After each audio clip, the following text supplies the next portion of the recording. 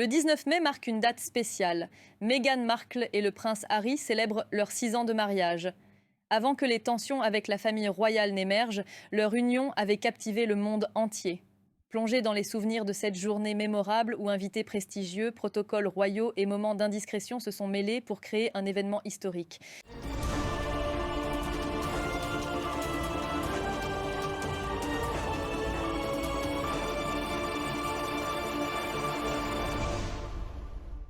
Le 19 mai 2018, au petit matin, les yeux du monde entier étaient rivés sur la petite ville pittoresque de Windsor, son majestueux château et la chapelle Saint-Georges. L'excitation était palpable. Les drapeaux de l'Union Jack flottaient fièrement dans le vent. Sur le célèbre Long Walk, une foule enthousiaste de fans de la famille royale s'était rassemblée, impatiente de voir le prince Harry, le petit-fils adoré de la reine Elisabeth II et le fils cadet de la regrettée Lady Diana, épouser Meghan Markle, une actrice américaine qu'il avait rencontrée quelques années auparavant. Le soleil brillait, ajoutant une touche de magie à cette journée déjà féerique.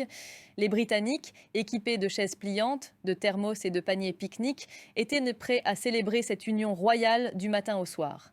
Ceux qui n'avaient pas pu faire le déplacement s'étaient installés devant leur téléviseur, espérant apercevoir le carrosse et surtout la robe de la mariée. Cette journée historique, marquée par la joie et l'enthousiasme, reste gravée dans les mémoires comme un moment de pure félicité et de rêve réalisé. La veille du grand jour, des rumeurs circulaient que le prince Harry avait passé une soirée détendue avec quelques amis proches et son frère, le prince William. Pendant ce temps, Meghan Markle était avec sa mère, Doria Ragland, pour régler les derniers détails de la cérémonie.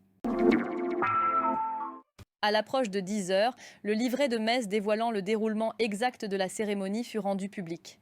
Les invités commencèrent à arriver progressivement, chacun respectant scrupuleusement le dress code imposé.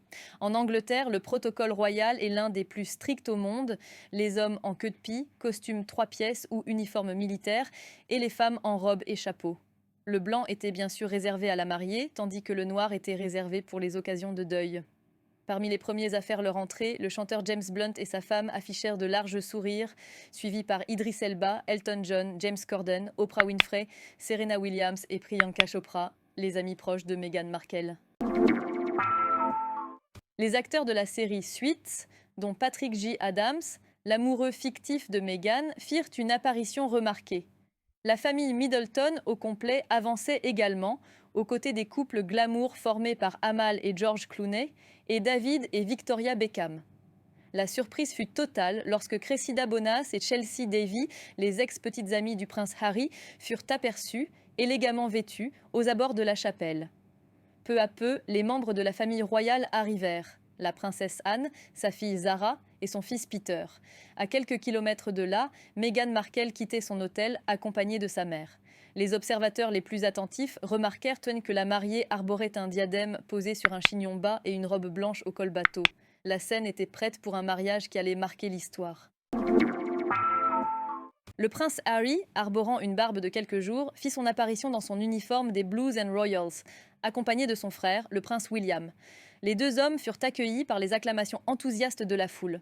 Le nouveau duc de Sussex semblait légèrement nerveux, conscient de l'importance de ce jour.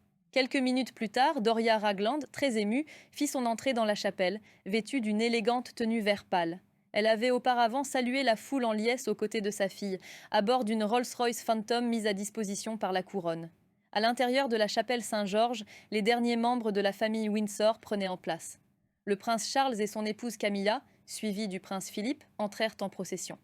Finalement, la reine Elisabeth II, vêtue d'un tailleur vert gazon, fit son entrée majestueuse. L'atmosphère était chargée d'émotion et d'anticipation, alors que le grand moment approchait à grands pas.